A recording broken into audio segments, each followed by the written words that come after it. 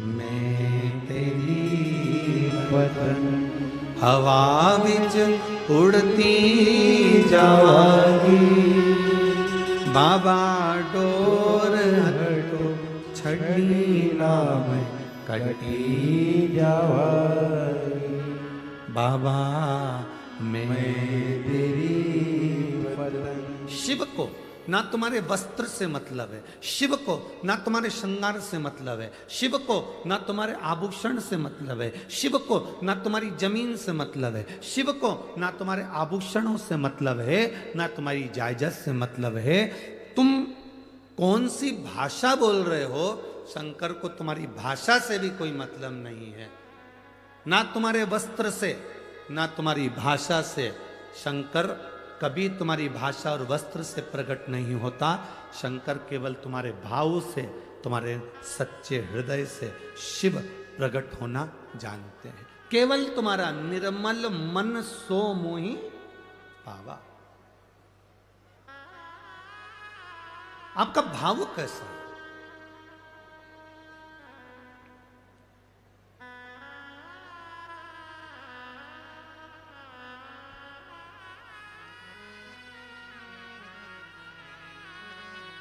जब हम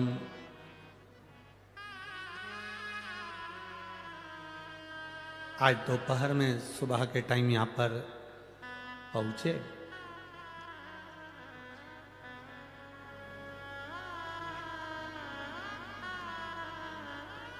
जब यहाँ पहुंचे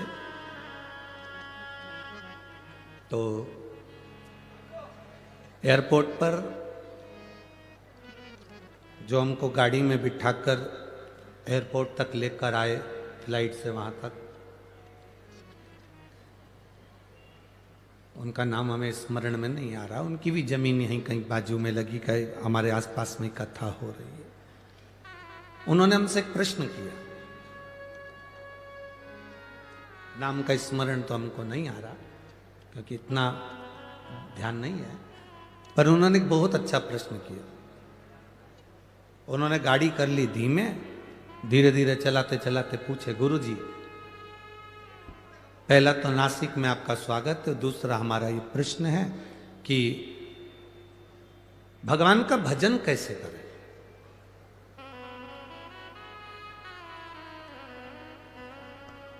अब हमने कहा सामने इधर से घुमा कर तुम एयरपोर्ट पे ले जाके खड़ा कर दोगे, प्रवचन थोड़ा लंबा है।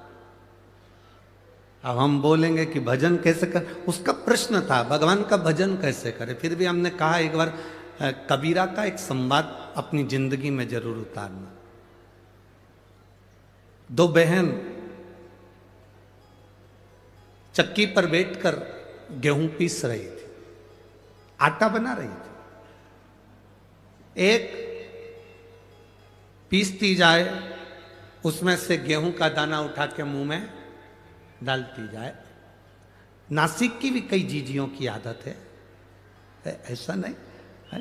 दाना लिया मुंह में डाला, दूसरी भी पीसती जाए, मुख में दाना नहीं डाल रही, फिर उसने लिया मुंह में डाल लिया, फिर पीसती जाए।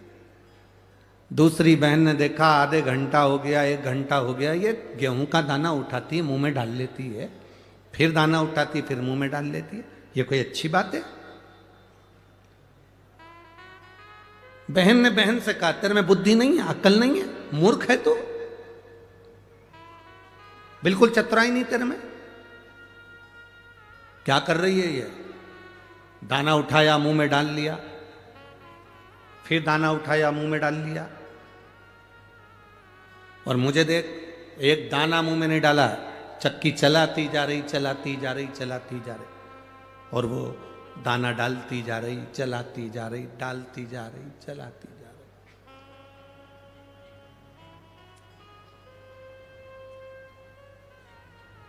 दाना खत्म हो गया, आटे की बोरी दोनों ने उठाई, लेके जा रही थी।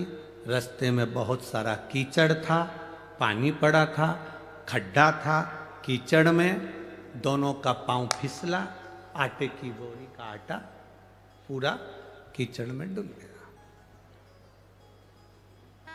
सबसे ज्यादा दुख किसको हुआ? बोलो तो ही जीजियो, बोलो जरा, ए नासिक की जीजियो। और जितने नासिक के जीजा उन बैठे हैं, अच्छे से बोलो। सबसे ज्यादा दुख किसको हुआ? जिसने एक दाना भी मुंह में नहीं डाला था, बेचारी लगी रही लगी रही लगी रही, और उसको दुख नहीं हुआ, उसको लगा कि गिर गया तो कोई बात नहीं, अपन तो निपटा लिए, अपन तो निपटा, अपने को क्या टेंशन। हमने उससे कहा, कबीरदास जी का ये चरित्र अपनी जिंदगी में उतारना। एक वो होता है जो दिन भर 24 घंटे लगा रहता है और कभी भगवान का भजन नहीं कर पाता, और एक वो होती है काम करती जा रही है, दाना चखती जा रही है, काम करती जा रही है और शिव महापुराण सुनती जा रही है।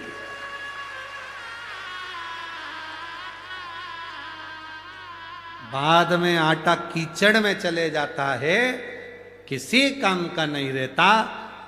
जो तुम्हारा समय चल रहा है, जो तुम्हारी सत्ता चल रही है, जो तुम्हारा वैभव चल रहा है, जो तुम्हें कुर्सी मिली, जो तुम्हें पद मिला, जो तुम्हें प्रतिष्ठा मिली, आप कहीं के आमदार बन जाएं, खासदार बन जाएं, अध्यक्ष बन जाएं, उपाध्यक्ष बन जाएं, कहीं कोई पद प्रतिष्ठा कुर्सी पद या आपके पास में वैभव धन कुछ आ जाए, तो उसका प्रयोग करना प्रारंभ करो। तो अपने चलते समय में, अपनी चलते हुए कर्म में, अपनी चलती हुई दुकान में, अपने चलते हुए क्रम में से थोड़ा थोड़ा भगवान का भजन मुख में डालना प्रारंभ करो और काम करते चलो।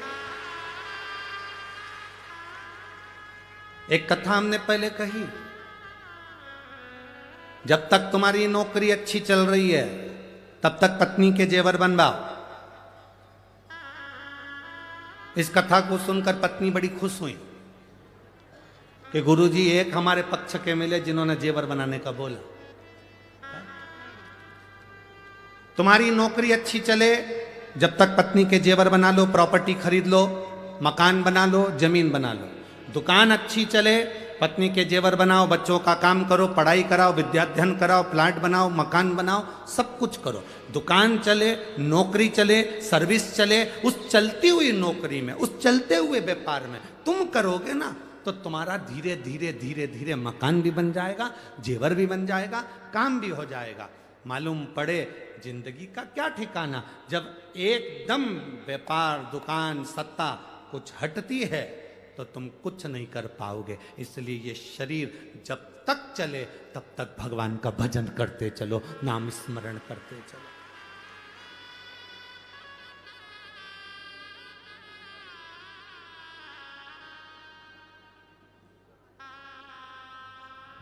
आप लोगों ने सुना होगा, पहले कथा में कहा था, जब तक शरीर चले और तुम्हारे घर में चले, दो चीजें हैं। पहला, बोलो बोलो जम के बोलो जरा, जब तक, इतनी धीमे बोलते हैं कि नासिक वाले, जब तक शरीर चले और जब तक तुम्हारे घर में चले। जब तक शरीर चले तब तक शिव महापुराण की कथा में जाओ, जब तक शरीर चले त्र्यंबकेश्वर दर्शन करने जाओ, जब तक शरीर चले गोदावरी नहाने के लिए जाओ, जब तक शरीर चले सप्तशृंगी माता का दर्शन करने जाओ, जब तक शरीर चले काले राम जी का दर्शन करने जाओ, जब तक शरीर चले तब तक सारे तीर्थ करो, कथा सुनो। शरीर चलना बंद हो जाएगा, तुम अपने बच्चों से कहोगी मुझे कथा में छोड़िया, पहला शब्द बच्चों का होगा, इतने ट्रैफिक में, इतनी भीड़ में हमारे बस की बात नहीं, हम नहीं लेके जाएंगे, कथा टीवी पे सुन लो। फिर तुम कहोगी रे अपने नासिक में हो रही रे, ए नासिक के बाजू में हो रही है, चल। शिव महापुराण की कथा, इधर नासिक, इधर त्र्यंबकेश्वर, बीच में महादेव की कथा, तू हमको लेकर चल। अरे इतनी भीड़ में क्या करोगे? शरीर चले तब तक कथा सुनो, शरीर चले तब तक तीर्थ करो, और तुम्हारे घर में चले तब तक इन दोनों हाथों से गौ माता को रोटी भी दो, संत ब्राह्मण की सेवा भी करो और बहन बेटी का भी दान पुण्य करते रहो और अपने हाथों से पुण्य कमाते रहो। अपने हाथों से पुण्य कमाओ। क्या मिलेगा? लोग हमसे पूछते हैं, महाराज जी आप कहते हो कि शिव महापुराण की कथा में शंकर के भक्त आते हैं, एक पानी का पाउच, एक बॉटल पानी अगर कोई पिलाता भी है तो वो अपनी डायरी में लिख कर रखता है कि मैंने 10 रुपए का पानी पिलाया था। 1.5 महीना इंतजार करता है कि वो 10 रुपए का हजारों गुना हुआ कि नहीं हुआ 1.5 महीने में। ये शिव महापुराण की कथा कोई साधारण कथा नहीं है। ये नासिक में दूसरा कुंभ भराया है जिसका आनंद लेने के लिए बाबा ने आपको बुलाया। ये दूसरा कुंभ है।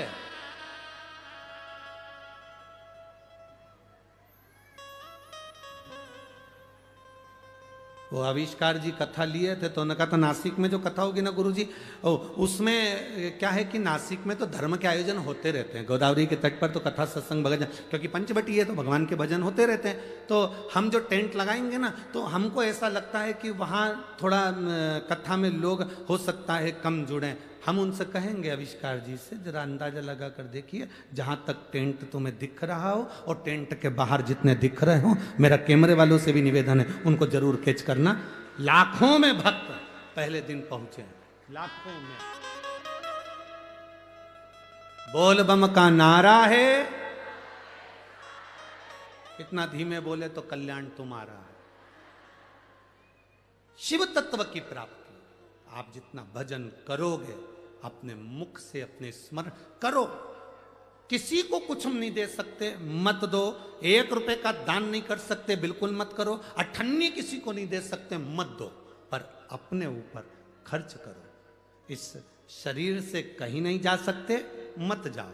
घर में बैठो पर मुख से राम नाम, कृष्ण नाम, शिव नाम, ओम नमः शिवाय, नमः शिवाय, श्री शिवाय, नमस्तुभ्यम, राम नाम कृष्ण नाम जपते रहो। जब तक ये शरीर है, जब तक ये श्वासें चल रही है, 21,600 श्वास प्रतिदिन निकल रही शरीर से, उसमें आप भजन करते चलो, स्मरण करते चलो।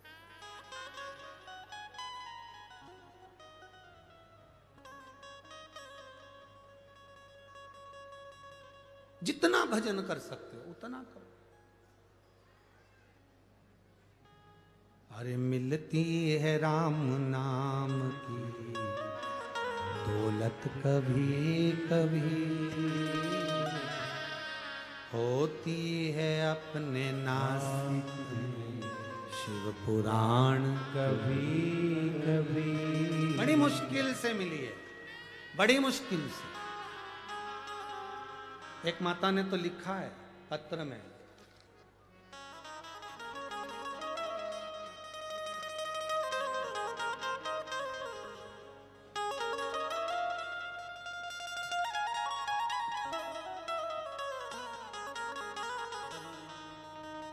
सुनीता जी, प्रदीप जी धोड़गे, पाथर्डी गांव, मेरा मोबाइल नंबर ये है। कहीं बैठी हैं सुनीता जी? सुनीता धोड़गे, पाथर्डी गांव, कहीं बैठी हो तो हाथ हिला। आप ही हैं? एक बार हाथ हिला दो ऐसा। आपने पत्र में बहुत सुंदर बात लिखी, गुरुदेव मेरे भोले बाबा से मैं प्रतिदिन जब जब सप्तशृंगी माता का मेरा नियम है रोज दर्शन करने जाने का, मैं उनसे रोज कहते आती हूँ, माँ वो सियोर वाले महाराज की कथा सब दूर होती है, हमारी पंचवटी नासिक में गोदावरी के तट पर कब होगी? तू कृपा कर माँ। गुरुदेव 3 महीने से एक दिन भी माता का दरवाजा नहीं छोड़ा, रोज जाती हूँ और ये की बात कहती हूँ कि हमारे नासिक में एक बार पाथर्डी में शिव महापुराण की कथा हो। गुरुदेव ईमानदारी की बात बोलें, आज हमारी जिंदगी का सबसे अच्छा दिन है जो शिव महापुराण की कथा यहाँ प्रारंभ। बहुत बहुत बधाई आपको। बैठिए। श्री शिवाय नमस्ते। शिव तत्व है सब, औघड़ी है सब, ये मिला।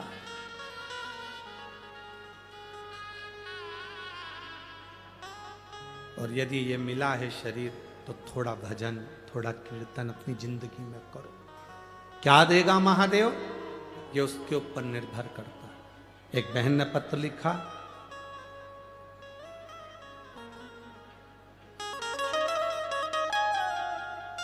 चिंदी है हो, दिख जाएगा इसको।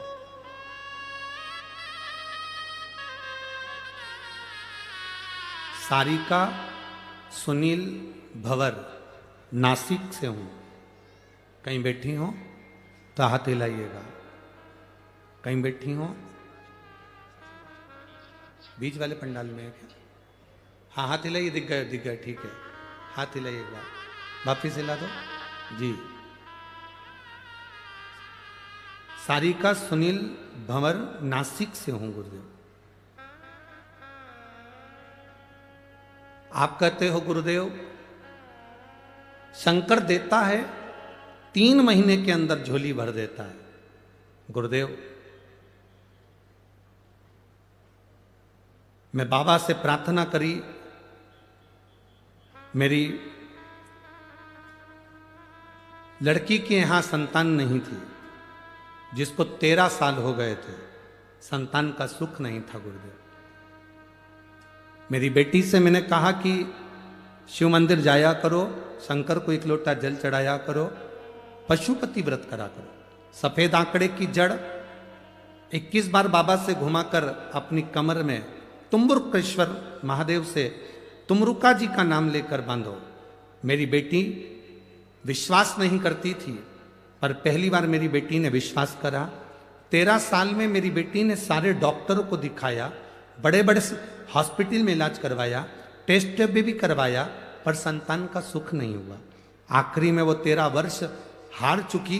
तब मेरी बेटी बाबा की कृपा से, शंकर की करुणा ऐसी हुई गुरुदेव कि मेरी बेटी जब रो रही थी तब मैंने उससे कहा कि तू शंकर का गुणगान कर और एक आंकड़े की जड़ बांध।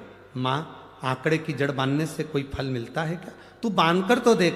गुरुदेव मेरी बेटी ने विश्वास करा, सफेद आंकड़े की जड़ कमर में बांधी। आज मेरी बेटी का 6ठा महीना चल रहा है। मैं भगवान को धन्यवाद देने के लिए आया।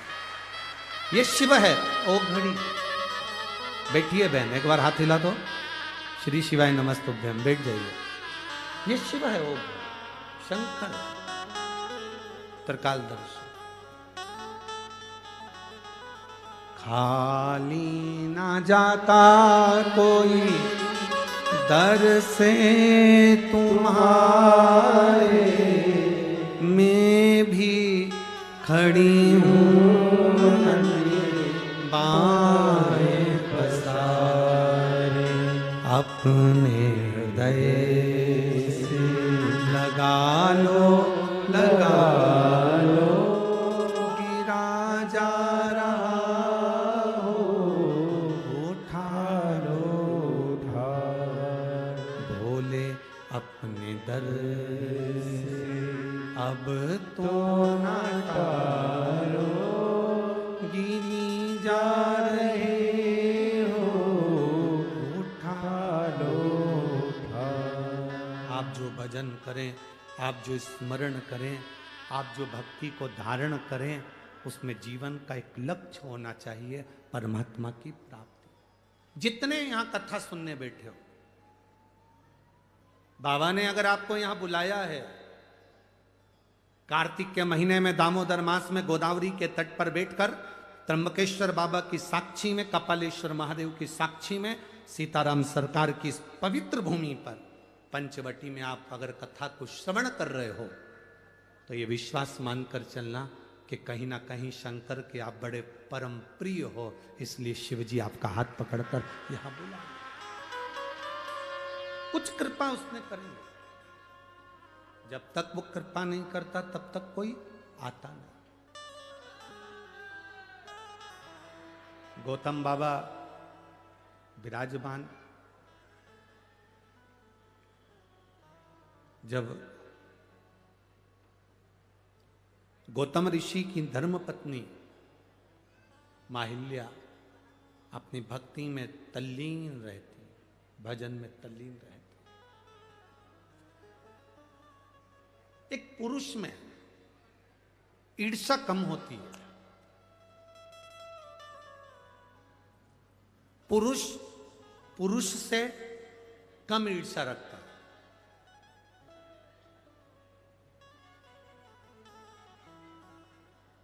पर जो नारी कभी सत्संग नहीं करी होती है, जो नारी कभी भगवान का भजन नहीं करी होती है, जो नारी कभी किसी सतगुरु की शरणागति में बैठकर सत्संग नहीं करी होती है, जिस नारी ने कभी मंत्र का स्मरण नहीं जाना होता है, भले वो कितने भी विद्वान की पत्नी क्यों ना, कितने विद्वान की पत्नी क्यों ना, उसके अंदर ईर्ष्या भरा जाती है। वो कितने विद्वान की पत्नी क्यों ना। ये गोदावरी मैया के प्रागट्य की जो कथा है, गौतम बाबा की धर्म पत्नी भगवान की भक्ति में रमने वाली, भजन करने वाली, कीर्तन करने वाली, स्मरण करने वाली, किसी के दिखावे में नहीं पड़ती थी, दिन रात भगवान की भक्ति में डूबती थी। उन्हीं बाबा के आश्रम के नजदीक में बहुत सारे ब्राह्मण रहते थे, उन ब्राह्मणों की धर्म पत्नियां भी वहां रहती थी। ब्राह्मणों के मन में धर्म देखकर अहिल्या को या गौतम ऋषि को देखकर कोई ईर्ष्या नहीं थी, कोई ईर्ष्या नहीं। बहुत विद्वान भी अगर कोई है और उनकी धर्म पत्नी अगर है, अगर वो धर्म पत्नी सत्संग नहीं करती, कीर्तन नहीं करती, भगवान की भक्ति में नहीं डूबती, किसी गुरु की शरणागति में बैठकर सत्संग उसने नहीं करा होता, तो विद्वान से विद्वान अगर व्यक्ति भी कोई है तो उसकी पत्नी को किसी ना किसी से ईर्ष्या का भाव उत्पन्न हो ही जाता है। ईर्ष्या उत्पन्न होती है।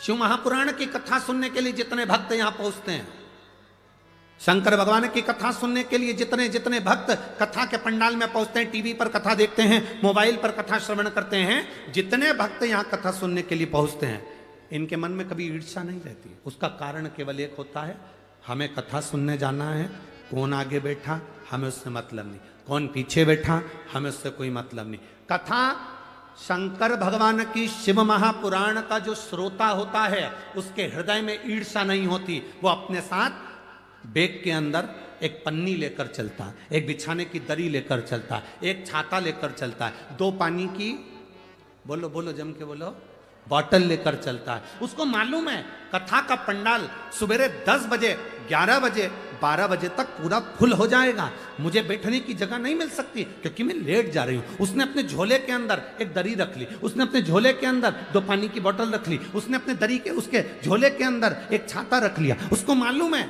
कि मैं कहीं पर भी बैठ जाऊंगी और मुझे ये शिव महापुराण की कथा जहां सुनने को मिलेगी। सियोर वाला महाराज कहता है, एकांतेश्वर महादेव जब कृपा करता है तो खूब करता है। अगर मुझे पंडाल में जगह नहीं मिली तो मैं कहीं एकांत में बैठकर महादेव की कथा का रसपान ग्रहण कर लूंगी, उसमें भी मुझे सुख का अनुभव हो जाए, उसमें भी मुझे आनंद का अनुभव हो जाए, उसमें भी मुझे एक रसतत्व प्राप्त हो जाएगा, भगवान की अविरल भक्ति प्राप्त हो जाएगी। ये वो जानती है, ये उसके चित्त में है, ये उसके हृदय में है, ये उसकी चित्तवृत्ति में विराजमान है, ये उसके हृदय में विराजमान, और ये उसके हृदय के बीच मध्य में बैठा हुआ कि वो शिव है, तो वो आनंदता देता है।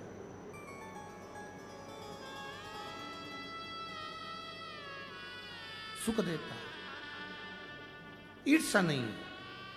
पर गौतम बाबा की धर्म पत्नी माता हिल्या, सुबह उठना, बुआरी लगाना, रंगोली डाल देना, जल छोड़ देना, पूरे आनंद के साथ गौतम ऋषि जिस शिव भक्ति में लगे रहते थे, अहिल्या माता उनकी शंकर के पार्थिव शिवलिंग का निर्माण करने के लिए मट्टी को तैयार करती थी। इस पंचवटी भूमि का सबसे बड़ा प्रमाण है, इस नासिक की धरा, गोदावरी की तट का सबसे बड़ा प्रमाण 2 है। यहाँ गौतम ऋषि की धर्म पत्नी माता हिल्या भी मिट्टी तैयार करती थीं जिससे पार्थिव शिवलिंग का निर्माण होता था। और इस गोदावरी के तट पर, इस त्र्यंबक बाबा के तट पर, इस पंचवटी की पवित्र भूमि पर एक यमराज की धर्म पत्नी, एक यमराज की धर्म पत्नी जिसका नाम था धुमोरना, एक वो भी मिट्टी को एकत्रित करती थी और शिवलिंग का निर्माण करती थी। एक गौतम बाबा की धर्मपत्नी, एक यमराज की धर्मपत्नी, इनका नियम था शिवलिंग का निर्माण, पार्थिव शिवलिंग की मिट्टी तैयार करना और तैयार करके अपने पतियों को प्रदान करना। यमराज को स्वयं धुमोरना मिट्टी देती थी और पार्थिव शिवलिंग का निर्माण करते थे। आपके स्मरण में होगा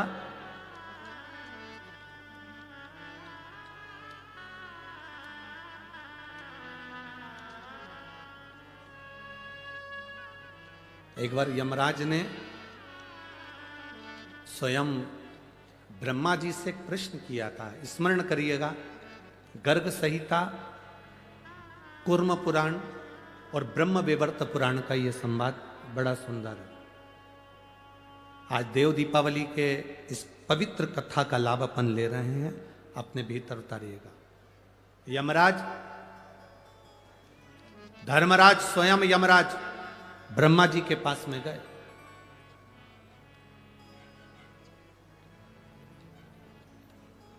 और यमराज ब्रह्मदेव के पास में जाकर ब्रह्मा जी के सम्मुख में खड़े हो गए। अब ब्रह्मा जी के सारे मुख नेत्र बंद थे, स्मरण नहीं आया ब्रह्मा जी को।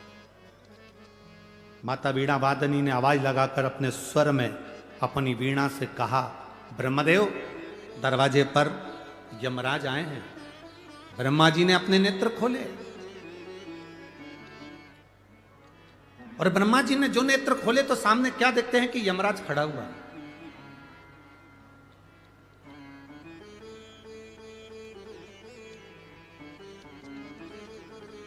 सम्मुख में यमराज खड़ा।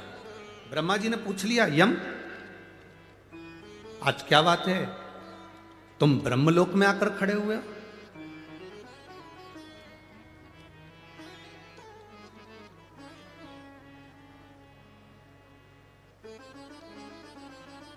यमराज ने कहा, ब्रह्मा जी, मैं संसार के पापी जीवों को नरक का भोग भुगताता हूं। मैं मृत्यु लोक से आने वाले जितने जितने पापी जीव हैं, इनको यम का, नरक का भोग भुगताता हूं। इन जीवों को जब नरक का भोग भुगताता हूंगा तो उसका थोड़ा ना थोड़ा दोष मुझे भी तो लगता होगा। ब्रह्मा जी ने कहा, आप तो पूरा निर्णय देने के बाद भोग भुगताते हो तो आपको पाप लगना ही नहीं चाहिए। परंतु यमराज ने कहा, नहीं, मेरी धर्म पत्नी धुमोरना कहती है, मेरी धर्म पत्नी धुमोरना ने कहा है कि अगर आप जीव को नरक का भोग भी भुगता रहे हो तो कुछ ना कुछ दोष तुम्हारी जिंदगी में लगेगा जरूर। मैं क्या करूं?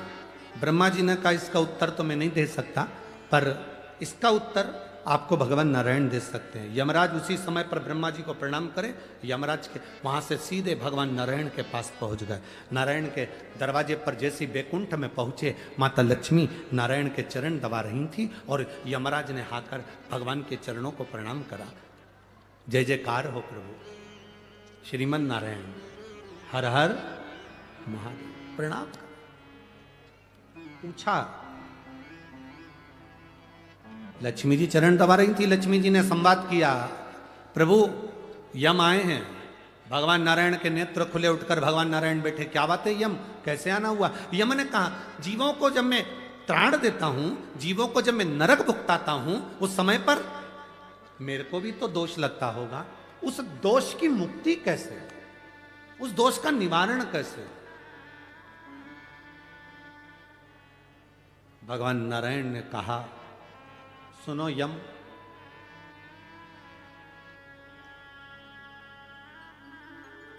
गौतम ऋषि की धर्म पत्नी मां अहिल्या स्वयं भगवान शंकर से प्रार्थना कर कर उनकी सिर की गंगा की एक धार 7 केश हटाकर पृथ्वी पर लेकर आई है, जिसका नाम गोदावरी है। अगर यम भूल से भी एक बार उस भूमि पर स्वयं रामचरण रखेंगे, वो गोदावरी का तट सरल नहीं होगा। जहां पर स्वयं रामचरण रखेंगे, वो गोदावरी का तट सरल नहीं है। जहां स्वयं शंकर भगवान को भी उनका गुरु मिल जाएगा, वो भूमि साधारण नहीं है, गोदावरी का तट। तुम एक काम करो यमराज, मृत्युलोक में जाओ, गोदावरी के तट पर जिस पंचवटी में भगवान राम प्रवेश करेंगे, उस पंचवटी भूमि पर वन क्षेत्र में, जंगल क्षेत्र के अंतर्गत गोदावरी के एकांत स्थान में बैठकर तुम शिवलिंग का निर्माण कर कर उसका पूजन करो। तुम्हारी जिंदगी में अगर कोई जीव का दोष भी होगा तो वो समाप्त हो जाएगा। कैसा भी दोष हो समाप्त हो जाता है। आज आप लोगों से ज्यादा हमारी किस्मत बहुत धनी हुई है, हमारी किस्मत आज धन भागी हुई है कि इस पवित्र भूमि पर धुमोरना यमराज की पत्नी शिवलिंग बनाती थी, यमराज पूजन करते थे और यमराज के ऊपर का दोष भी समाप्त हो जाता था। आज वो पवित्र भूमि पर शिव पुराण गाने का सौभाग्य मिला, सौभाग्य मिला है। और कितने किस्मत वाले होगे मेरे जीजियों, हे मेरी नासिक की जीजियों जीजाओं और मेरी बेटियों मेरे बेटाओं, कितने किस्मत वाले होगे, जरा अंदाजा लगा कर बैठना कि तुम्हारी किस्मत की सराहना नहीं है। दामोदर मास कार्तिक मास में इस गोदावरी के तट पर भले हम पार्थिव शिवलिंग का निर्माण करें ना करें, पर हम 5 दिन शंकर भगवान का शिवलिंग अपने दिल में कथा के माध्यम से बना रहे बिठा। ये शिव तत्व सब जगह कथा हुई होगी तो भगवान ने थोड़ी थोड़ी तिजोरी खोली होगी लुटाने के लिए, पर आज मेरा दिल कहता है कि ये गोदावरी के तट पर तो मेरा बाबा पूरी तिजोरी के दरवाजे खोल कर लुटाए।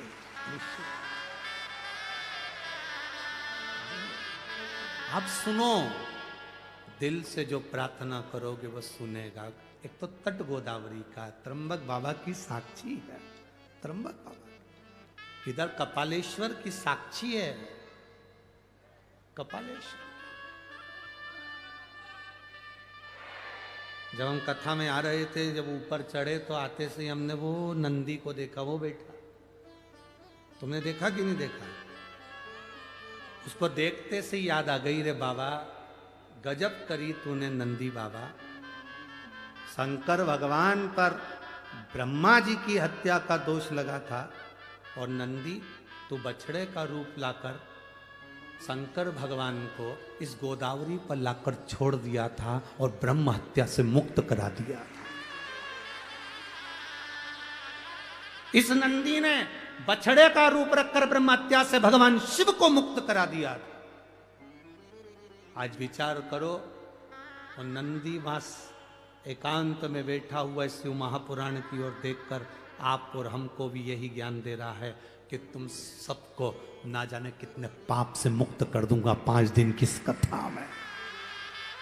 कितने, और जितने लोग आस्था चैनल पर सुन रहे हैं, जितने फेसबुक यूट्यूब पर कथा सुन रहे हैं, आप अपने हृदय में चित्त रमाकर देव दीपावली शिव महापुराण की कथा को सुन रहे हो।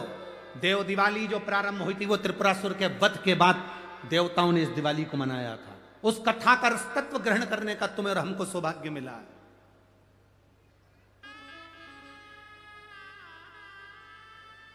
जहां मां अहिल्या निवास कर रही हैं, उनके पास में जितने ब्राह्मण रह रहे हैं, ब्राह्मणों को माता अहिल्या से तकलीफ नहीं है। ब्राह्मणों को ना गौतम ऋषि से तकलीफ है, ना गौतम बाबा से तकलीफ है। ब्राह्मण बड़े अच्छे, पर ये ब्राह्मण की जो धर्म पत्नियां थी, जिन्होंने ना कभी सत्संग स्मरण कर किया होता,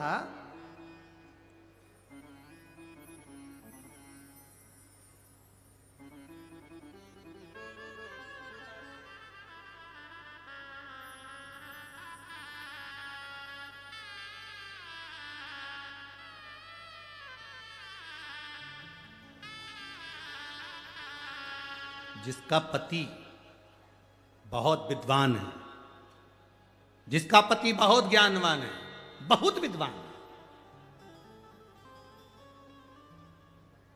वो अपने पति की विद्वत्ता को मान ले, ये बहुत बड़ी बात है। कौन? विद्वान की चंद्रघंटा,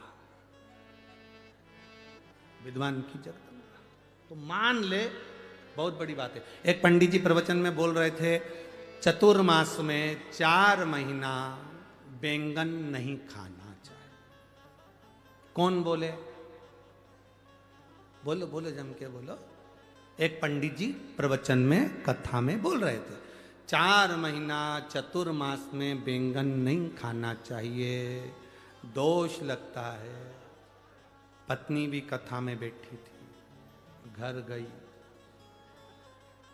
भोजन बनाया, मूंग की दाल, रोटी, बेसन बना दिया। पति ने चिल्लाकर कहा, क्यों रही? अभी 2 दिन पहले मैं बैंगन लाया था, तूने बनाया नहीं। पत्नी बोली, तुम ही तो प्रवचन में बोले कि चतुर्मास में 4 महीना बैंगन नहीं खाना चाहिए। पति माथा ठोक कर बोला, चौकी की कथा को चूल्हे तक क्यों लाई? ये चौकी की कथा थी, इसे चूल्हे तक क्यों लाई?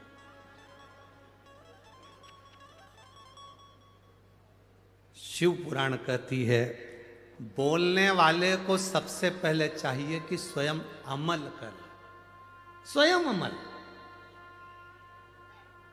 एक पिता अपने बेटे से कहता है,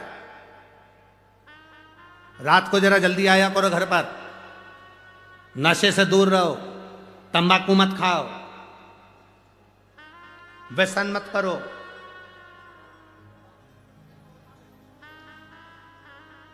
हमारे वो मालेगांव वाले दादा बाबू भूसे पालक मंत्री जी,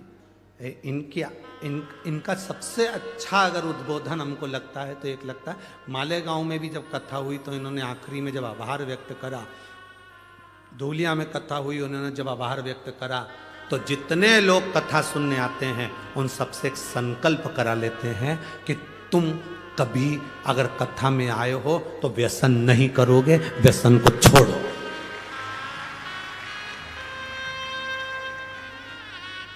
आज का राजनेता को तुम्हारे व्यसन से कोई मतलब नहीं, पर उनके शब्द अच्छे लगते हैं कि व्यसन छोड़िए, कोई नशा करते हो तो छोड़ दीजिए। अब एक पिता अपने बच्चे से कहे, नशा नहीं करना है, नशे से दूर रहो, व्यसन नहीं करना, व्यसन से दूर रहो, पुड़िया नहीं खाओ, तंबाकू नहीं खाओ, गलत काम ना करो। और पिता कहे रात्रि को जल्दी आओ, और पिता ही रात्रि को 11:30-12 बजे आए, कुछ नशा कर कर आए, गलत व्यसन कर कर आए, तो बच्चे मानेंगे क्या?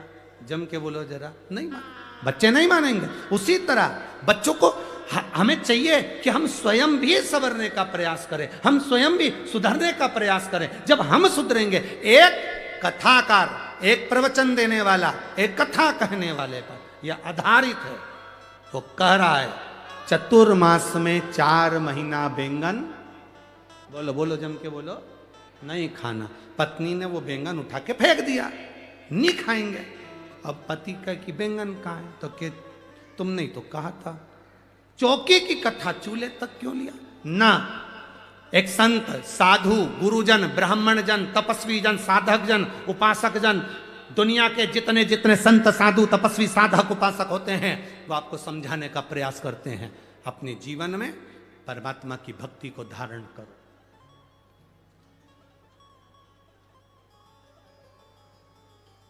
भगवान की अविरल भक्ति को उतारने का प्रयास करो। अब साधु संत स्वयं भी भगवान की अविरल भक्ति में जब डूबते हैं तो कहते हैं कि भक्ति करो, भजन करो। किसी ने एक बार प्रश्न किया था कि हम शंकर जी के मंदिर जाते हैं और हमसे कोई गलती हो जाती है तो शंकर जी क्या क्रोध करते हैं? शंकर जी क्या क्रोध करेंगे? शिव महापुराण की कथा कहती है शंकर जी का नाम है भोला। क्या नाम है? भोला। शिव जी का नाम है भोला, इसलिए कहते हैं भोले बाबा। भोले बाबा का मतलब एकदम भोला।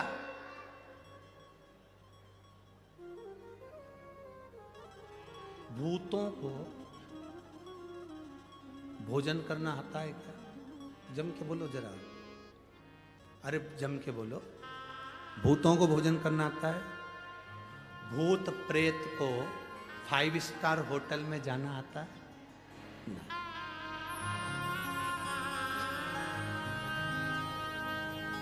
5 स्टार होटल में वही जाएगा जिसमें थोड़ा विवेक होगा, अच्छा होगा, तो खाने का तरीका होगा तो कहीं चलेगा।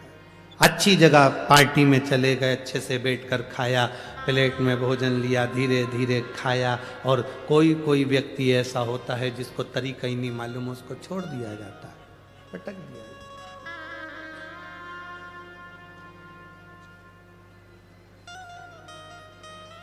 अब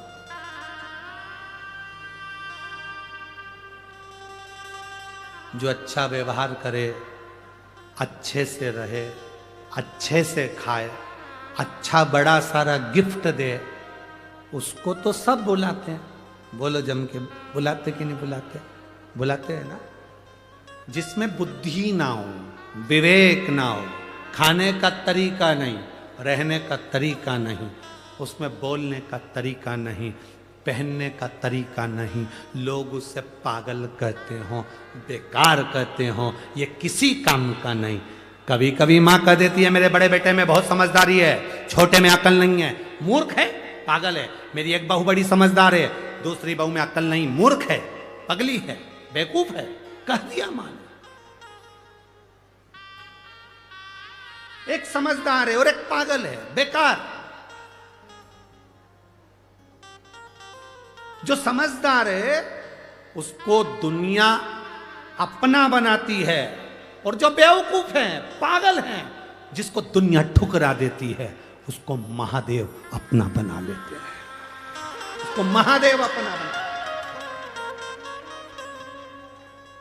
तुम 4 बहनें हो, 2 बहन पैसे वाली है, मायके जाती है, सम्मान होता है, रिश्तेदार सम्मान करते हैं, उनको बुलाते हैं, आदर देते हैं।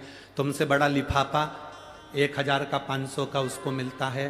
तुम गरीब हो, साधारण हो, तुम्हारे पास में ना तो ज़्यादा गाड़ी है ना बंगला है, जो किस्मत में लिखा था वहाँ शादी हो गई। तुम अपनी ज़िंदगी साधारण से जी रही हो। बहन के घर शादी में गए, सबको अच्छा लिफाफा दिया, सबको अच्छी साड़ी दी, तुमको कमज़ोर साड़ी दे दी, तुमको कमज़ोर लिफाफा दे दिया, तुम्हें साधारण सा मिठाई का डब्बा दे दिया। क्यों? बाकी की बहन पैसे वाली थी, धनपति थी, बाकी के रिश्तेदार पैसे वाले थे, उनको अच्छा दिया। तुम साधारण थी, तुम्हें साधारण दे दिया। तुम घबराना नहीं, रोना नहीं, कभी अंदर से टूटना मत, अंदर से कभी मत टूटना कि मेरे बाकी के रिश्तेदारों को तो मेरी मासी ने खूब दिया, मेरी मामी ने खूब दिया, मेरे चाची ने खूब दिया, मेरी काकी ने खूब दिया, मेरी बुआ ने खूब दिया, बाकी को दिया, मुझे कम दिया क्योंकि मैं साधारण परिवार से हूँ। शिव कथा कहती है जो बहुत विद्वान है, बहुत बहुत प्रबल है, उनके लिए पूरी दुनिया पड़ी है। जिनको कोई नहीं पूछता, जिनका कोई आदर नहीं करता, जिनको लोग ठुकरा देते हैं, शिव कहते हैं उनको मैं अपनाता हूँ, वो मेरे हैं, वो मेरे हैं। भूतों को कौन पूछेगा? प्रेतों को कौन पूछेगा? गरीबों को कौन पूछेगा?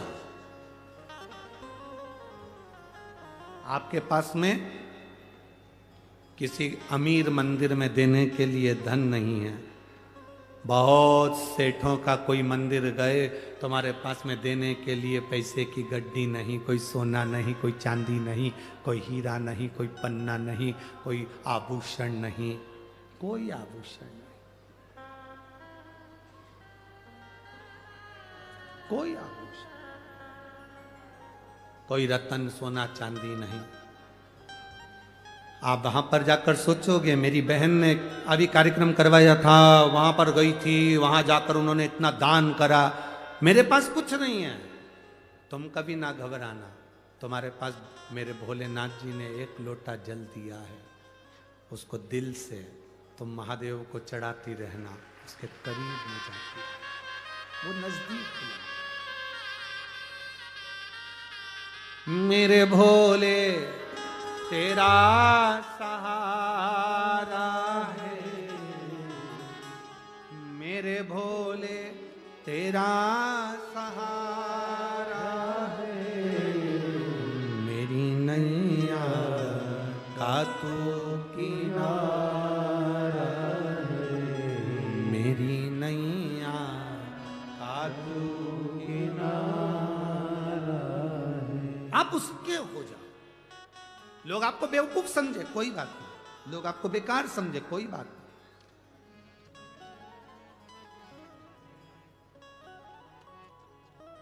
आप किसी काम के नहीं, समझे समझने वाले। एक लड़के के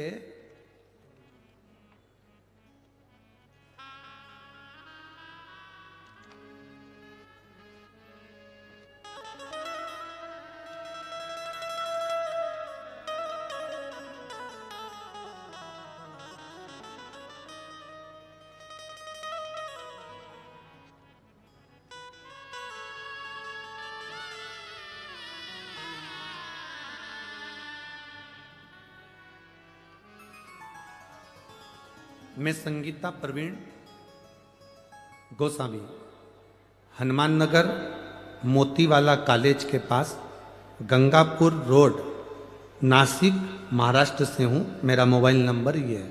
कहीं बैठी हैं तो हाथ हिला सकती हैं।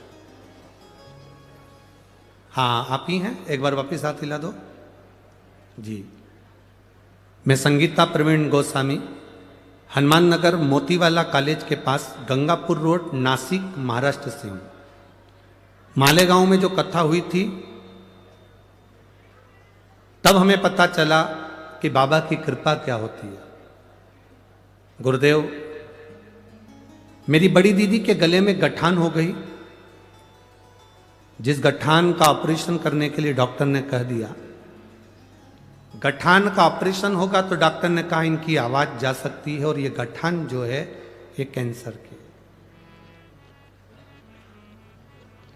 सब घबरा गए, आवाज भी चली जाएगी, गठान निकालना भी जरूरी है गले में से, करें तो करें क्या।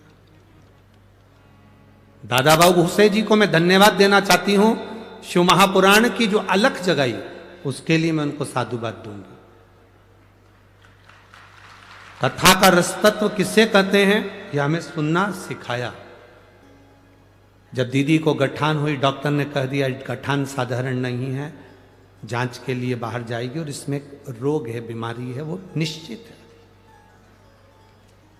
फिर वापिस हमने नासिक में दिखाने के बाद में गुजरात में जांच कराई तो भी उन्होंने कह दिया 8 दिन के अंदर इस गठान का ऑपरेशन करा लो, ये ज्यादा फैल रहा है, तकलीफ हो।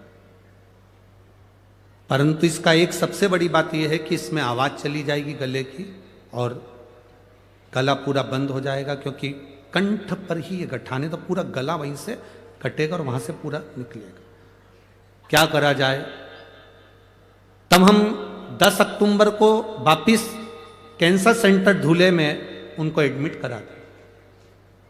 13 अक्टूबर को ऑपरेशन की तारीख दी गई और ऑपरेशन की तारीख दी गई तब विचार करा आप करें तो करें क्या। और यहाँ के कैंसर हॉस्पिटल के डॉक्टर ने भी कह दिया कि इसकी आवाज़ पूरी जाना है, गठान निकली है वो कैंसर की होगी, जांच होगी। उस समय पर मालेगांव कथा थी, बाबा से प्रार्थना करी, बाबा से निवेदन करा कि बाबा बहन के गले में अगर गठान है और वो कैंसर की ना निकले और उसकी आवाज़ ना जाए, जहां कथा होगी मैं वहां कथा सुनूंगी। मालेगांव की कथा के समय पर हम निवेदन करें, बाबा की कृपा से बहन की ऑपरेशन हुआ, श्री शिवाय नमस्तुभ्यम का जाप करा, शिवजी पे चढ़ी हुई एक बेलपत्र बहन के हमने डॉक्टर से कहा आपसे बस एक निवेदन है, इसके पलंग के पास में ये बेलपत्र ऑपरेशन के समय पर रख देना। इतने अच्छे डॉक्टर थे कैंसर हॉस्पिटल के, उन्होंने वो बेलपत्र उनके पलंग के पास रखी। गांठ का ऑपरेशन हुआ। बाबा की कृपा क्या होती है गुरुदेव, वो सारे डॉक्टरों ने कैंसर बताया था। गांठ निकलने के बाद जांच के लिए पुणे गई, वहाँ से रिपोर्ट आई कि ये कैंसर नहीं है और उनकी आवाज भी वापिस आ गई। शिव तत्व है। ओ घड़ी शंभु, अब ठीक है बाबू, हाथ हिला दो एक बार वापिस।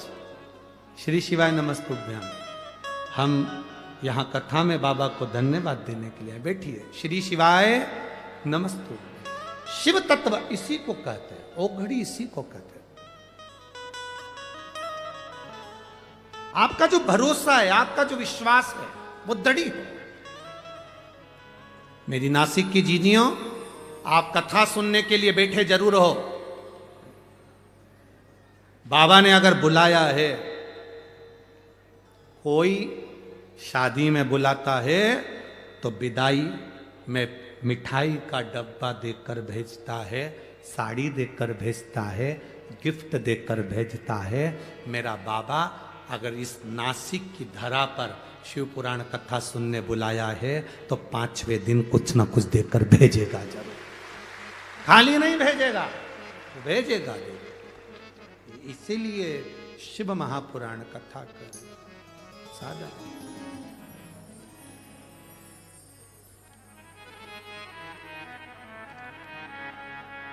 अरे जब भी जन्म मिलेगा सेवा करेंगे तेरी, जब भी जन्म मिलेगा सेवा करेंगे तेरी।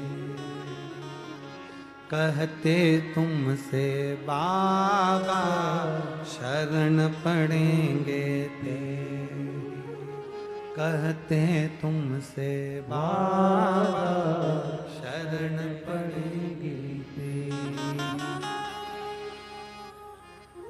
देना साथ हमारा बाबा बन कर के तुम साथी, देना साथ हमारा बाबा बन कर के तुम साथी। बम बम भोलानाथ है हमारा तुम्हारा, तुम्हारा हमारा। बम बम भोलानाथ है हमारा तुम्हारा, तुम्हारा हमारा। ओ प्यारा भोलानाथ है हमारा तुम्हारा, तुम्हारा हमारा। प्यारा भोलानाथ है हमारा, सब गाइए। तुम्हारा, तुम्हारा हमारा। ओ जय भोला भंडारी गौरा के त्रिपुरारी, जय भोला भंडारी गौरा के त्रिपुरारी। ओ रखना लाज हमारी गौरा के त्रिपुरारी, रखना लाज हमारी गौरा के त्रिपुरारी। ओ जय भोला भंडारी रखना लाज हमारी, रखना लाज हमारी। जब भी जन्म मिलेगा सेवा करेंगे तेरी, जब भी जन्म मिलेगा सेवा करेंगे तेरी। ओ जय भोला भंडारी गौरा के त्रिपुरारी, ओ जय भोला भंडारी गौरा के त्रिपुरारी। ओ रखना लाज हमारी गौरा के त्रिपुरारी, रखना लाज हमारी गौरा के त्रिपुरारी। राधे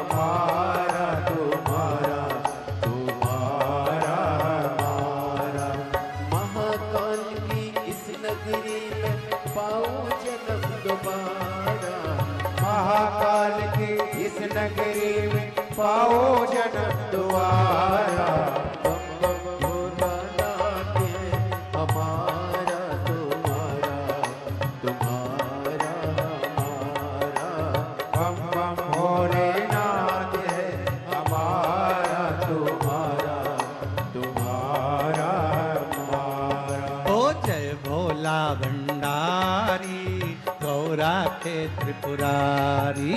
जय भोला भंडारी गौरा के त्रिपुरारी। ओ रखना लाज हमारी गौरा के त्रिपुरारी। रखना लाज हमारी गौरा के त्रिपुरारी। ओ रखना लाज हमारी गौरा के त्रिपुरारी। रखना लाज हमारी गौरा के त्रिपुरारी। ओ जब भी जन्म मिलेगा सेवा करेंगे तेरी। जब भी जन्म मिलेगा सेवा करेंगे तेरी। ओ जय भोला भंडारी रखना लाज हमारी। जय भोला भंडारी रखना के त्रिपुरारी। ओ जय भोला भंडारी रखना लाज हमारी। जय भोला भंडारी रखना लाज हमारी। शंभो राधे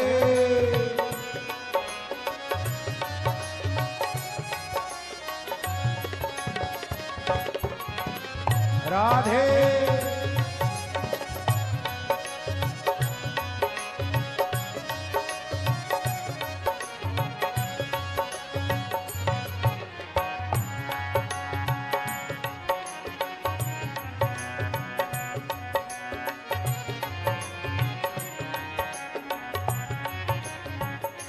बड़े भाव से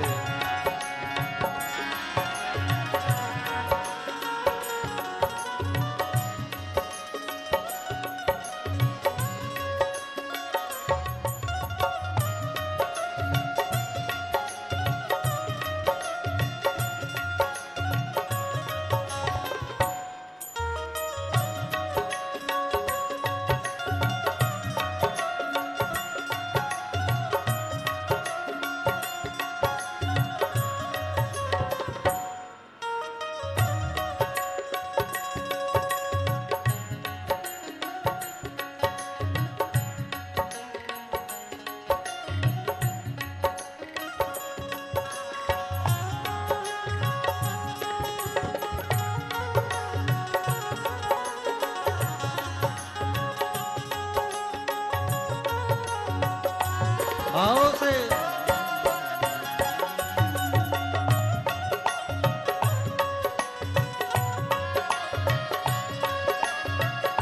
राधे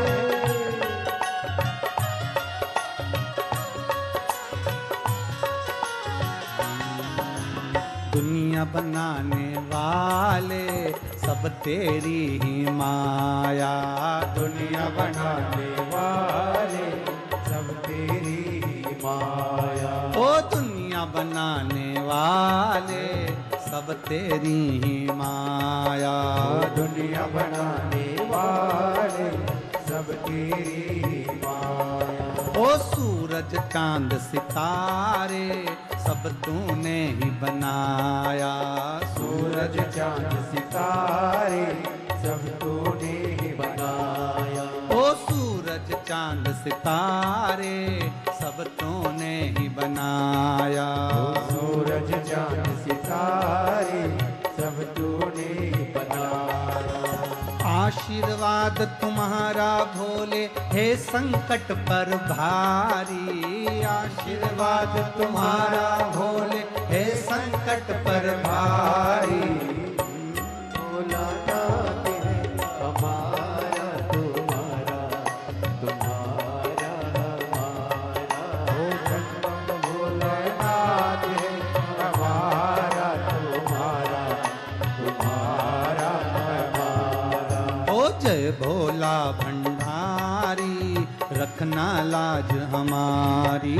जय भोला भंडारी रखना लाज हमारी। ओ जय भोला भंडारी रखना लाज हमारी। जय भोला भंडारी रखना लाज हमारी। जब भी जन्म मिलेगा सेवा करूं तेरी।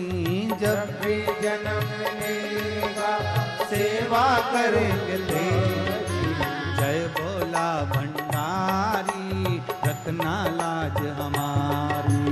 जय भोला भंडारी रखना लाज हमारी। ओ जय भोला भंडारी रखना लाज हमारी।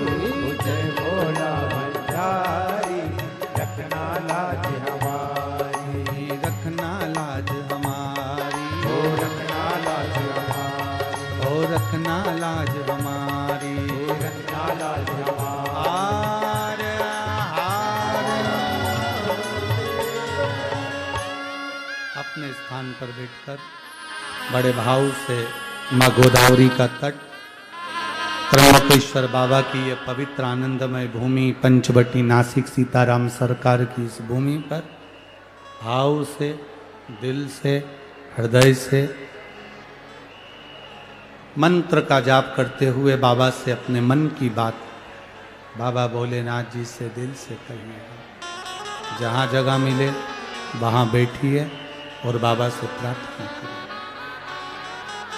जितने कार्यकर्ता खड़े रहें वो भी बैठकर बाबा से प्रार्थना करें। ये बार बार मौका नहीं मिलता कि नासिक में शिव महापुराण की कथा, कुबेर भंडारी का ये भंडार आप लोगों को बार बार मिले। दिल से प्रार्थना करें। जिसको आता है अपने उच्च स्वर में भगवान से कहें। श्री शिवाय नमस्तु। श्री शिवाय नमस्तु।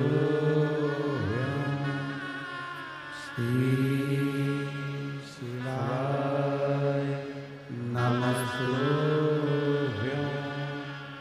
श्री शिवाय नमस्तु। श्री शिवाय नमस्तु।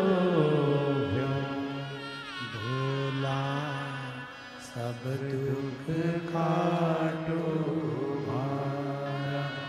ओ भोला सब दुख काटो हमारा। शिव शंकर जपो तेरी माला। भोले बाबा जपो तेरी माला। भोला सब दुख काटो हमारा। ओ भोला सब दुख काटो हमारा। वेश है मंगल मंगलकारी। वेश है मंगल मंगलकारी। शमशान वासी हमारा।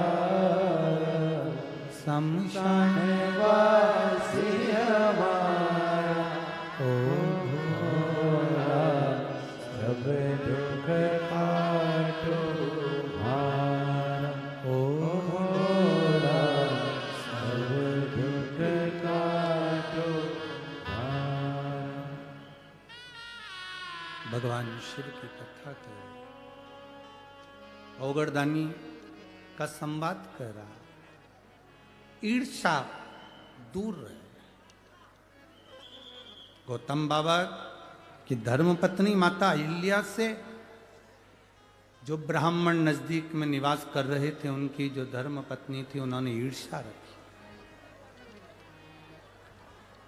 ईर्षा से कभी परमात्मा नहीं मिल सकता।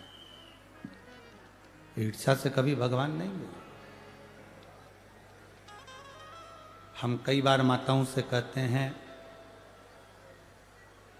आपकी एक अवस्था होती चली जाती है, आप एक अवस्था के अनुकूल ढलते चले जाते हैं।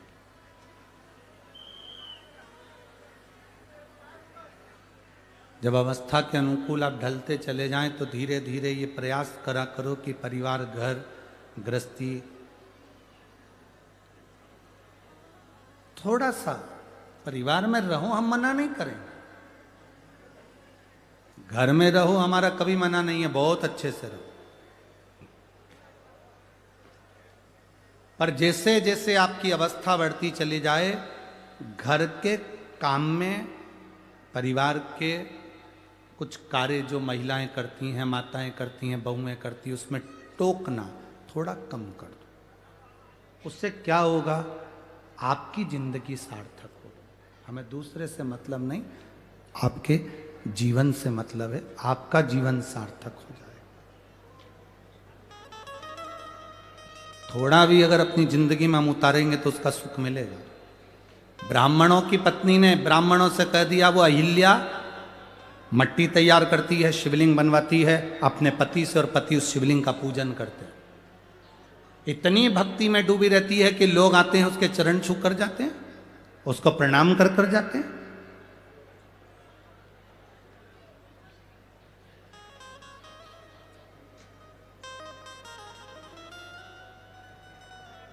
किस नारी का सम्मान सबसे ज्यादा होता है?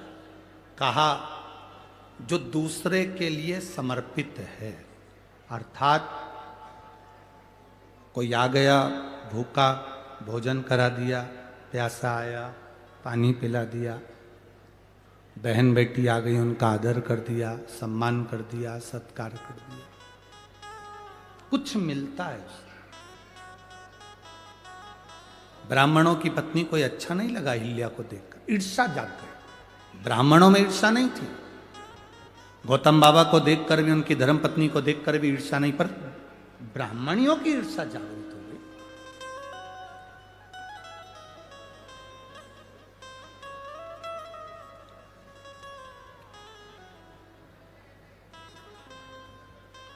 अब जब ईर्ष्या जागृत हो गई, तब ब्राह्मणियों ने अपने अपने पतियों से कहा, सुनो, ये गौतम ऋषि की पत्नी और गौतम ऋषि हमारी भूमि पर नहीं रहना चाहिए, इनको धक्के मारकर निकाल दो, ऐसा कुछ करो कि इनका पद, प्रतिष्ठा, इज्जत, सम्मान सब घट जाए। कुछ ऐसा करो कि इनकी पद, प्रतिष्ठा, इज्जत, मान, सम्मान कुछ घट जाए, करो कुछ ऐसा। अब क्या करा जाए ऐसा कि पद, प्रतिष्ठा, इज्जत, सम्मान चले जाए? तो ब्राह्मणों ने भगवान श्री गणेश जी महाराज का आवाहन किया। गणेश जी महाराज का आवाहन कर कर गणेश जी की स्मरण पूजन करी। स्मरण पूजन कर कर गणेश जी महाराज प्रकट हो गए। गणेश जी ने कहा, मांगो ब्राह्मणों, तुम्हें क्या चाहिए? ब्राह्मणों ने कहा, बस एक काम कर दो कि ये गौतम बाबा के ऊपर गौ हत्या का दोष लग जाए, ऐसा कुछ कर दो। गणेश जी ने पूछा कि ये बताओ कि गौतम ऋषि ने तुम्हारा बिगाड़ा क्या? गौतम ऋषि ने क्या कह दिया? गौतम ऋषि ने शब्द कह दिए, गौतम ऋषि ने गाली दे दी, गौतम ऋषि ने अपशब्द कह दिया, या माँ अहिल्या ने कोई अपशब्द कह दिया, या ताना दे दिया हो, या अपशब्द कह दिया हो, या आड़ी टेढ़ी बात कह दी हो, तो बात दूसरी। ना तो गौतम ऋषि कुछ बोले हैं, ना माँ अहिल्या कुछ बोली हैं, फिर क्यों ये गौतम ऋषि पर अपशब्द कहना? केवल ब्राह्मण की धर्म पत्नियों का ये विचार नहीं था। आज के समय में कई लोग ऐसे भी हैं जो किसी को पहचानते नहीं, मोबाइल पर किसी ने बस एक कमेंट्स कर दिया कि ये बेकार है, और लोगों ना जाने ना पहचाने, अंदर इतनी ईर्ष्या भरी रहती है कि उसमें लोग बेकार बेकार गालियां, अपशब्द, ताने, आड़ा टेढ़ा कहना प्रारंभ कर देते। शिव महापुराण की कथा कहती है, जब तक आप किसी से मिले ना, जब तक आप किसी को देखें ना, जब तक आप उससे बात ना करें, जब आप एक बार भी मिले नहीं, देखा नहीं, ना जान ना पहचान, ना कभी कोई संबंध, ना कोई विचार, ना कभी भोजन, ना कभी पानी, कभी मिले ही नहीं, और उसने कह दिया कि बेकार, और आपने बेकार कहना चालू कर दिया, इसको श्रेष्ठता नहीं कहते। शिव महापुराण की कथा कहती है, हां, अगर कोई कह दे कि शंकर भगवान पर एक लोटा जल चढ़ाने का फल मिलता है तो चढ़ाओ, कोई कह दे राम नाम लेने का फल मिलता है तो बोलो। एक पत्र आया है, सो ममता संतोष तुंदवाल नासिक से हैं। कहीं बैठी हो तो हाथ हिला सकती हैं।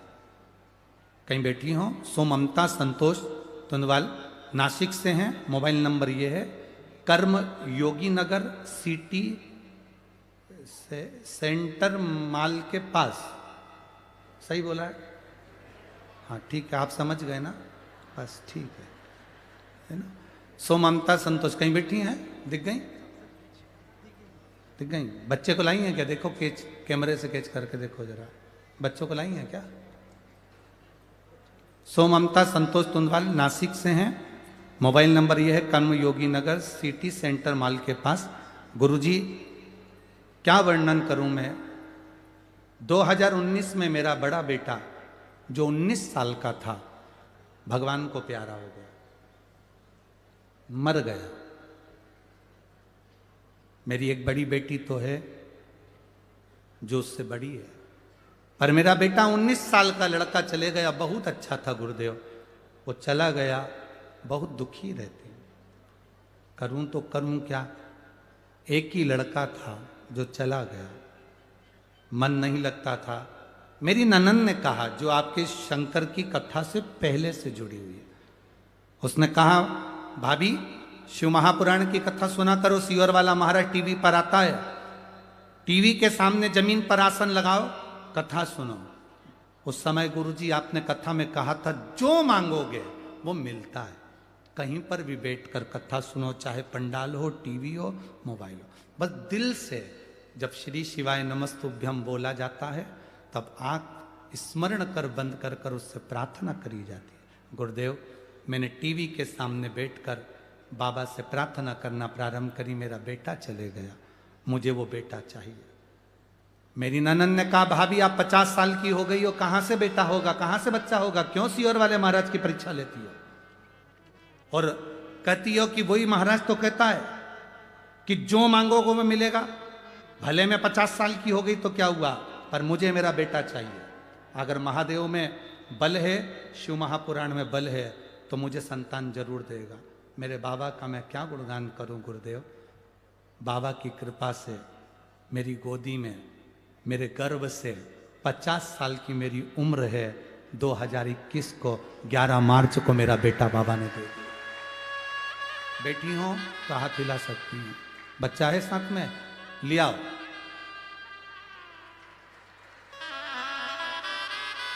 बच्चा है साथ में तो लिया।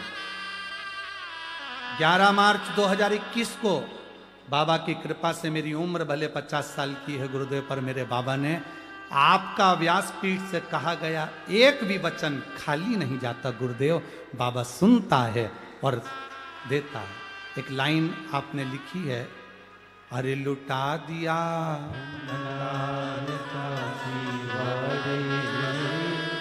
कर दिया माला शिव कथा। शिव कथा का स्मरण हमारी चित्त वृत्ति में बाबा सुनता। तेरे दरबार की बाबा निराली शान देगी, तेरे दरबार की बाबा निराली शान देगी। तुझे देते नहीं देखा पर झोली भरी देखी है। तुझे देते नहीं देखा पर झोली भरी देखी है। वो देता। हम ईर्ष्या से दूर रहें, नफरत से दूर रहें। 5 दिन की शिव पुराण जो नासिक में मिली है, जो जिस कामना से दिल लगाकर इस कार्तिक महीने में सुन ले, बाबा दे, वो दे। शिव क्या है, क्या देता है, क्या करता है, हमको भी नहीं मालूम पड़ता। वो तो आप लोगों के थोड़े बहुत पत्र पढ़ लेते हैं, थोड़े पत्र यहाँ रखे हैं, नहीं स्मरण में आता उसको पढ़। क्या है शिव, क्या देता है, क्या करता है उसका स्मरण आपको मालूम है। शिव कथा कर रहे हैं। गणेश जी ने कहा ये नहीं हो सकता, मत करो, ये सिद्ध नहीं है। क्यों ईर्ष्या रखती है? किस लिए, काहे के लिए ईर्ष्या?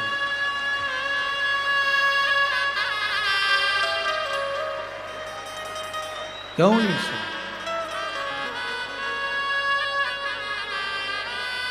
किस बात की ईर्ष्या अपनी जिंदगी में रखना? किस बात की ईर्ष्या?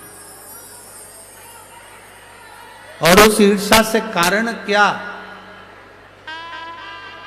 अपना ईर्ष्या से भला नहीं हो सकता, ईर्ष्या से अपना भला नहीं हो सकता, ईर्ष्या से अपना बुरा ही होगा।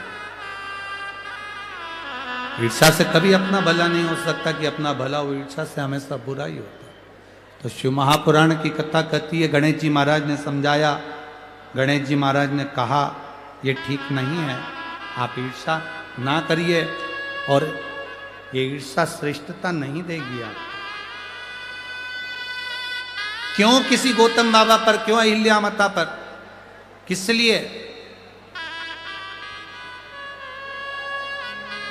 क्यों दोष लगाना, किस लिए दोष लगाना? छोड़ो इस बात को। गणेश जी की बात नहीं मानी, आखिरी में ब्राह्मण पत्नियां जिद पर अड़ गई और ब्राह्मण पत्नियों ने कहा नहीं गणेश जी महाराज आपको तो वर देना ही पड़ेगा, चाहे कुछ भी हो जाए। इस गौतम ऋषि पर गौ हत्या का दोष तो आपको लगाना ही पड़ेगा। गौतम ऋषि पर गौ हत्या का दोष तो आपको लगाना पड़ेगा, जरूरी है। और ये गौतम ऋषि पर गौ हत्या का दोष लगे, तब गौतम ऋषि को धक्के मारकर जब निकाला जाए तब उसमें प्रसन्नता, तब उसमें प्रसन्नता। देखो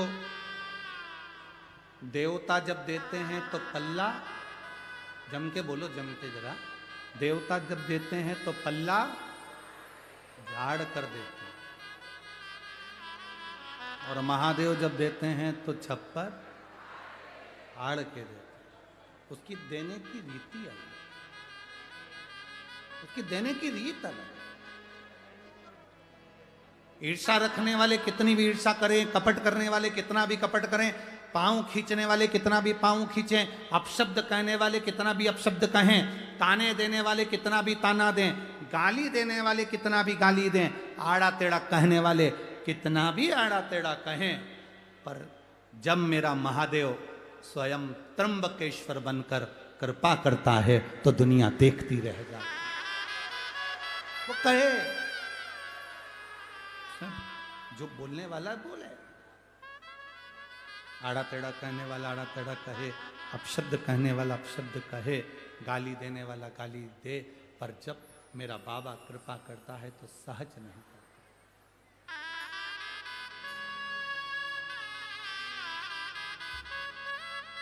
2021 में 11 मार्च के दिन बाबा ने जुड़वा बच्चे दिए थे इनको, एक बेटा एक बेटी। जोरदार ताली बजाइए।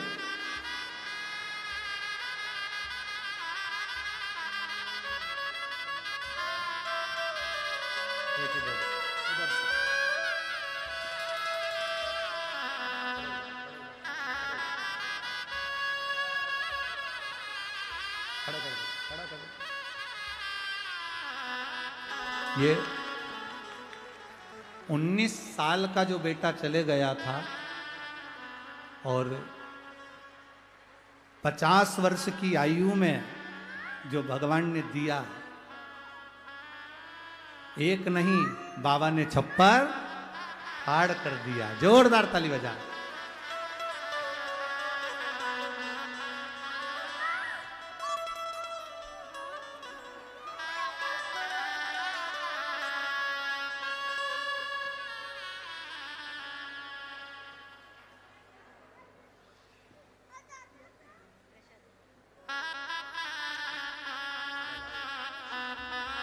बच्चों का नाम शिवाय और शिवांगी रखा है। बहुत बहुत साधुवाद।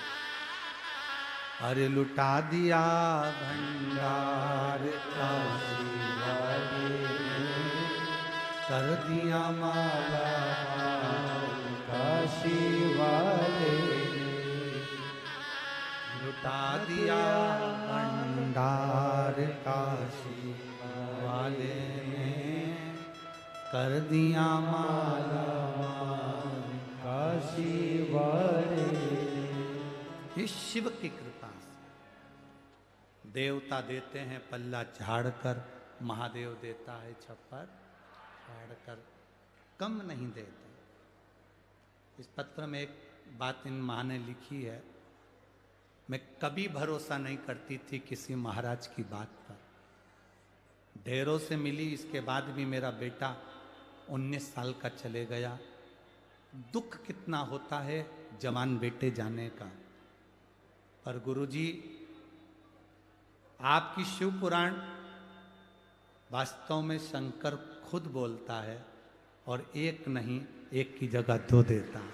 शिव तत्व देने वाला, उसकी कृपा क्या होती है वो स्वयं जाने। स्वयं शिव कथा कह रही है।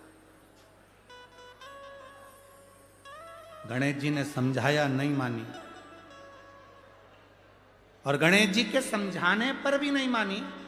तब गणेश जी गाय बन गए और गणेश जी गौ माता बनकर, दुर्बली सी गाय बनकर, दुर्बल सी गाय बनकर वहां विहार करने लगे। गौतम बाबा की उस कुटिया में विहार घूम रहे। आज गणेश जी को भी प्रसन्नता है कि मैं किस जगह पर गया हूं। इस जगह पर जिन गौतम ऋषि की इस तपोस्थली में, जहां शंकर के पार्थिव शिवलिंग का निर्माण होता है, जहां माता अहिल्या मिट्टी को मसकर सुंदर तैयार कर कर पार्थिव शिवलिंग का निर्माण करती है, और उस निर्माण का सुख गौतम ऋषि के आनंद में, दर्शन में होता है। आज मुझे प्रसन्नता है कि आज गणेश जी सोच रहे हैं, विचार कर रहे हैं कि मैं इतनी सुंदर जगह पहुंचा। प्रसन्नता। जैसे देवराज नाम के ब्राह्मण को चोरी का धन ले जाकर शंकर जी के मंदिर में बैठ गया था, और उसको अंदाजा नहीं था क्या मुझे कैलाश धाम मिल सकता है, क्या मुझे कैलाश धाम मिलेगा, उसको अंदाजा नहीं था। क्या कैलाश मिल सकता है? शरीर में बुखार है, ताप पड़ रहा है, कष्ट हो रहा है। शिव मंदिर के अंदर चोरी के धन की पोटली लेकर बैठ गया। ताप, कष्ट बहुत था, बुखार।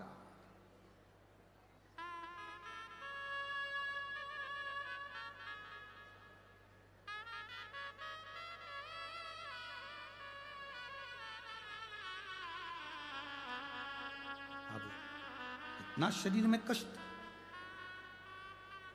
और महादेव महादेव महादेव, हर हर महादेव।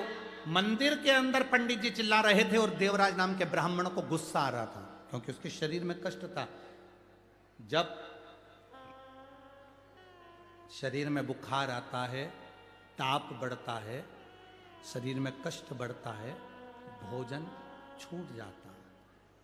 जब घर में पाप बढ़ता है, व्यसन बढ़ता है, आड़ा टेढ़ा धन बढ़ता है, तो भगवान का भजन छूट जाता है। तुम रोज, पहले तुम भगवान के व्रत कर लेती थी, तकलीफ नहीं आती थी, पूजन कर लेती थी, तकलीफ नहीं आती थी, नवरात्रे गणेश जी सब अच्छे से करती थी। अब जैसे जैसे बहुएं आ गई, परिवार बढ़ गया, पोता पोती, नाती पंती सब होते चले गए, घर में पूजन का मन नहीं करता। अब अच्छे से कोई पूजन पाठ नहीं होता, मन नहीं लगता। समझ लेना, बुखार बढ़ा तो भोजन छूटा, शरीर में ताप बढ़ा तो भोजन छूटा, पेट दुखा, सिर दुखा, कुछ भी दुखा तो भोजन छूटा। और घर में अगर पाप बढ़ा, कुछ कष्ट, ये पाप कर्म जब घर में बढ़ता है तो भजन छूट जाता है, भजन छूट। आज देवराज मंदिर से बाहर निकला, बेलपत्री के वृक्ष के नीचे देवराज बैठ गया। शरीर में कष्ट था, बहुत कांप रहा था। बेलपत्र के वृक्ष के नीचे उसके प्राण छूट गए, प्राण छूटे।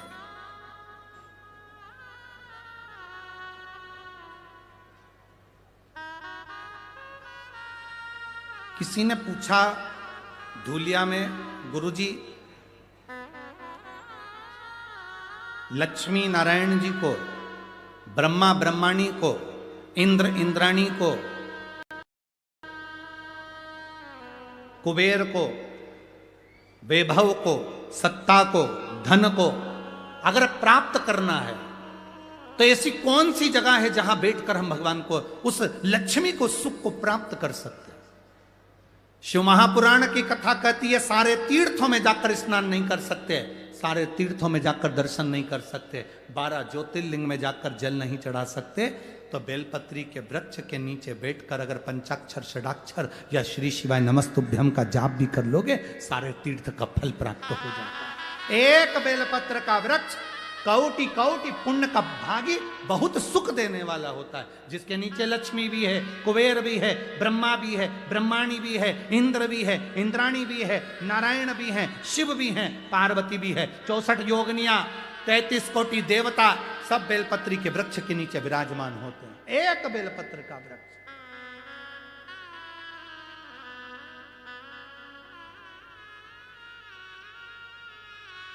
लोग हमसे कहते हैं गुरुजी आपके पास में कोई माला हो ना तो हमको दे दो। हमारे पास में एक बेलपत्र रहती है पोथी की, हम वो दे देते।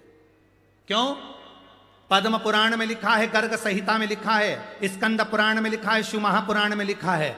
एक एक पुराण को उठाकर देखना, पूरी पुराणों में लिखा है एक बेलपत्र जब हम किसी को दान देते हैं, एक बेलपत्र जब हम शिव महापुराण पर, या एक बेलपत्र जब हम शंकर जी के शिवलिंग पर समर्पित करते हैं, तो 1.25 मन सोने के सिंहासन पर शालिग्राम भगवान को 1.25 मन सोना चढ़ाकर किसी ब्राह्मण को दान दे दो, उतना फल केवल एक बेलपत्र दान करने से, शिव को समर्पित करने से मिल जाता। एक बेलपत्र, इतना फल है। क्या बेलपत्र में लोग कहें बेलपत्र दी गुरुजी ने?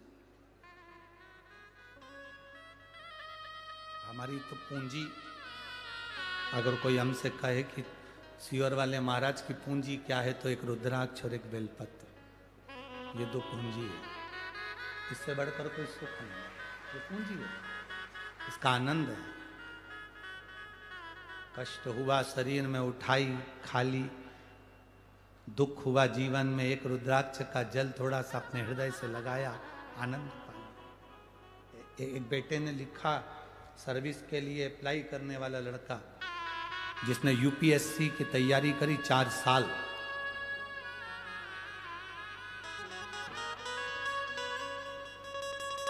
बाबा में ठाणे से योगिता पुरुषोत्तम पाटिल, गांव कंकराज, तहसील पारोला, जलगांव।